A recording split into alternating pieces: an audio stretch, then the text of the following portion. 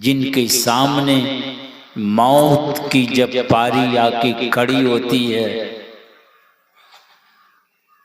कोई सुनवाई नहीं होगी कि बेटी की शादी बाकी है कि छत की ढलाई नहीं। लोग अकबका के चले जाते। इसलिए मौत की पारी आने के पहले आप इस पार से भाग के उस पार चले जाएं। इस पार से भाग के उस पार चले जाएं।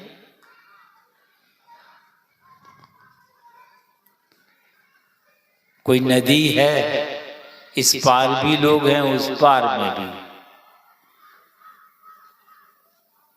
तो इस पार से उस पार चले जाएंगे, वहां भी तो मौत की पारी आती है। और उस पार वाले इस पार भाग जाने से क्या बच जाएगा?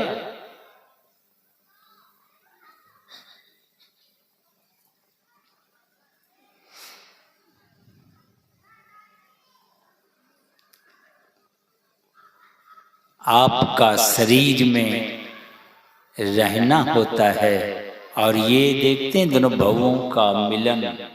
ये बॉर्डर है, बॉर्डर। ऊपर ब्रह्मांड है, नीचे पिंड है। इसी पिंड में आप रहते हैं। यही पिंड से उस पार जाना है।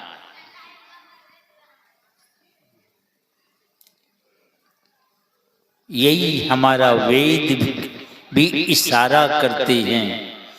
तमसो मां ज्योतिर्गमय, तुम अंधकार में हो, चलो प्रकाश की तरफ। क्यों जाएं प्रकाश की तरफ? इधर क्या हो रहा है? असतो मां, इधर असत का खेल चल रहा है। तुम सत्य समझ के पकड़े हुए हो, इसलिए अंत में धोखा खाओगे। उस पार चले जाओगे, सद्गमय, सही ज्ञान होगा तुमको।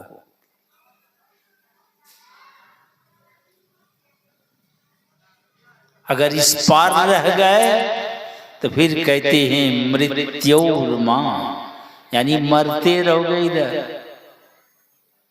तो इस पार में, इस पार में जो है आप रहते हैं, अंधकार है,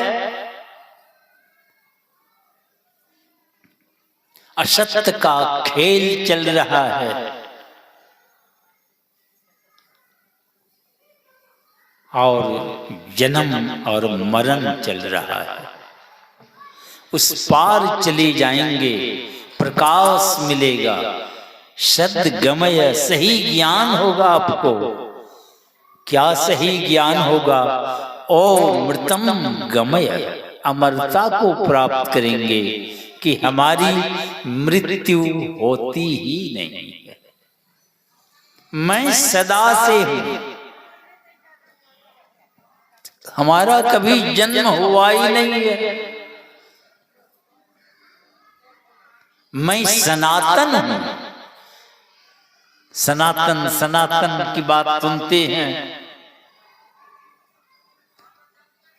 आप, वही सनातन हैं, सदा से हैं आप।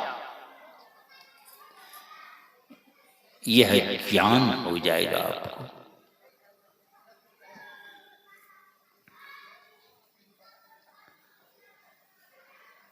तो इसके लिए संत सद्गुरु की बड़ी आवश्यकता है। वही आपको वह युक्ति, वह ज्ञान बताएंगे जो आप इस पार से उस पार चले जाएंगे। हमारे गुरु महाराज कहते हैं, अभी ज्योति ज्योति की बात सुन रहे थे। वैसे आप शिवाला में देखते हैं जाके, जलधरी है, माने गोल है ऐसे करके, थोड़ा नहीं जैसे गोल रहता है, थोड़ा सा ऐसे है, पानी गिरता है, वो जलधरी है उसको। उसके बीच में शिवलिंग है।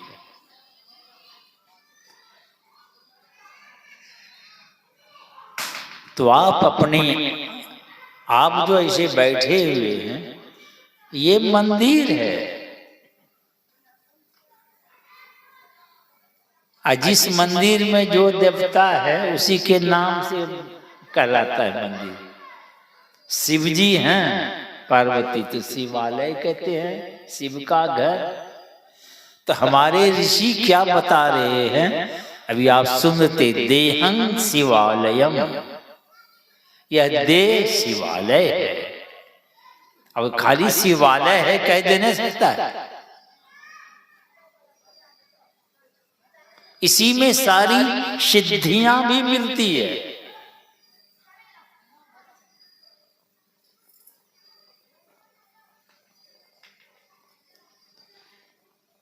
और इसी में वही बिंदु की बात सुन रहे थे, वही बिंदु ही जलधरी है। वही बिंदु जो है, अब बिंदु की परिभाषा पढ़े लिखे लोग जानते हैं, क्या उसका डेफिनेशन। स्थान तो है पर उसमें परिमाणे नहीं है, लंबाई चौड़ाई है ये नहीं, उसमें उसका विभाजन नहीं कर सकती आप। ऐसे को बिंदु कहते। आई बाहर में कलम जैसे रखते हैं, कागज पर चिन्ह देखते हैं आप, क्या वो बिंदु है? आप ज्योमेट्री पढ़ते हैं, किस तरह पढ़ते हैं? कल्पना किया वो सो आयत बर, माने कल्पना करके पढ़ते। ऐसा क्यों नहीं पढ़ते? वास्तव में कोई मना किया है क्या? सब लोग वही पढ़ता है, कल्पना किया। कारण जैसे कलम रखते हैं जो चिन्ह है, तो उसको आप बिंदु मान लेते हैं, उसका तो विभाजन होगा, इसलिए वो बिंदु है ही नहीं, तो मान लिया, माने कल्पना किया कि बिंदु है, तो कल्पित बिंदु। अब बिंदु के मिलन से क्या बनती है? रेखा। बिंदु बिंदु बिंदु मिलन से रेखा बनती है। तो कल्पित बिंदु से वो जो रेखा बन गई वो भी कल्पित, और उस रेखा से आयत वर्ग कुछ भी बनेगा, सब कल्पित। इसीलिए सारी ज्योमेट्री कल्पना किया पढ़ाया जाता है। तो वास्तविक बिंदु कहां से लाया? कहीं देखा होगा तो जरूर, परिभाषा लाया कहां से बिंदु? तो हमारे ऋषि कहते हैं बीजाक्षरम परम बिंदु। परम बिंदु आपके अंदर है।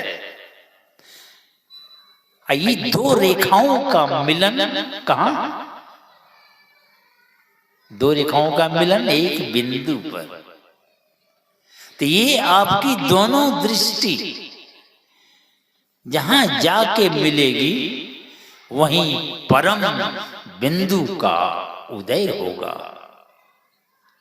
वह तेजोमय बिंदु है। आपकी सारी चेतना सिमट के उस बिंदु में केंद्रित हो जाएंगे, और उस बिंदु पीठं विनिर्भिद्य नादलिंगमुपस्थितम, उस बिंदु का भेदन कर उसके ऊपर क्या है? नाद है। नाद मने आवाज, उसी को लिंग कहा गया। तो बिंदु पीठं विनिर्भिद्य नाद लिंग उपस्थितम। नाद उपस्थित होते हैं आवाज, वो आवाज परमात्मा की आवाज है। वो आ रही है, उस आवाज को आप सुनेंगे। जिनकी आवाज को सुनेंगे आप वही बनेंगे। ऐसा कभी हुआ है कि आप मेडिकल कॉलेज में दाखिल हो गए, वहां की बात सुनते सुनते इंजीनियर बन गए? ऐसा होता है? इंजीनियरिंग कॉलेज में दाखिल हो गए, अब वहां सुनते सुनते डॉक्टर बन गए?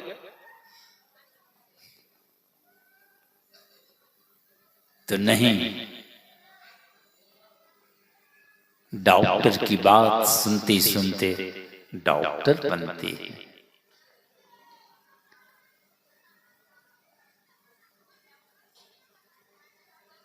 तो परमात्मा की आवाज सुनेंगे तो क्या बनेंगे आप? सीधी सी बात है। उनकी आवाज जब सुनने लगेंगे तो जहां से आवाज चलती है, आवाज में दो गुण हैं। यहां से आवाज चलती है, वहां का गुण लेके चलती है। जैसे अभी हंसी की बात बोलेंगे तो लोग खिलखिला के हंस पड़ते। ये आवाज निकली और आपके कान में अंदर गई और आप भी खिलखिला के हंसने लगे। कोई रो रहा है, क्रूर क्रंदन आवाज है, आपके अंदर में जाके आप भी रोने लगते हैं। तो वो परमात्मा से आवाज आती है, उसमें परमात्मी गुण भरा हुआ है। आप उस आवाज को जब सुनेंगे तो आप परमात्मा ही बन जाए। रत्नाकर जो वाल्मीकि कहलाए, नारद जी कितना जट जाहिल हत्यारा था हुए,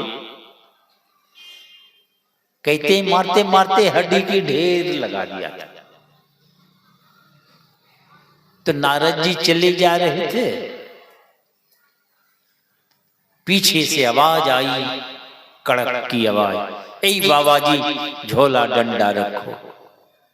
उलट के देखता है तो हाथ में हथियार लिए खड़े। कहा झोला डंडा रखो। तो नारद जी कहते क्यों? कहता है क्यों, देख लो बगल में। देखा हड्डी की ढेर, का इसी में जमा कर देंगे। नारद जी भी समझ गए ये भी कम नहीं है। तो नारद जी भी कम थे क्या? नारद जी कहते हैं इस तरह कत्ले आम करके, छीना झपटी करके परिवार का भरण पोषण चलाते हो, क्या वे लोग इस पाप के भागीदार होंगे? कहा क्यों नहीं? कहा जाके पूछो तो। कहा बाबा जी बड़ा होशियार मालूम पड़ते हो, हम जाए पूछने तुम 9-2-11 इधर। तो गाछ में बांध दिया। इतना बात भी नहीं करते थे वे। वो तो दो टुकड़ा किया, छीन लिया, सब काम खेल खत्म।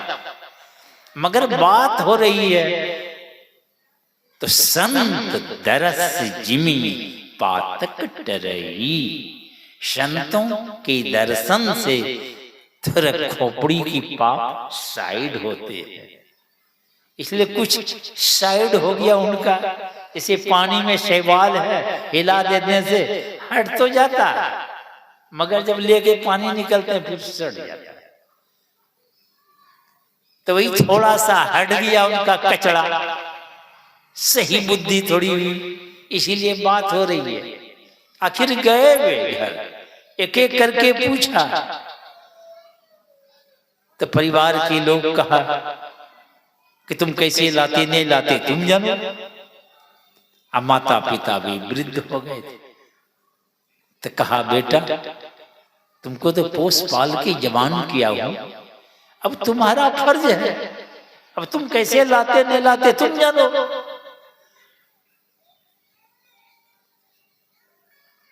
गए नारद जी के चरण पकड़ लिए। नारद जी बांह पकड़ के सीने में लगाए, बड़े प्रेम से समझाए,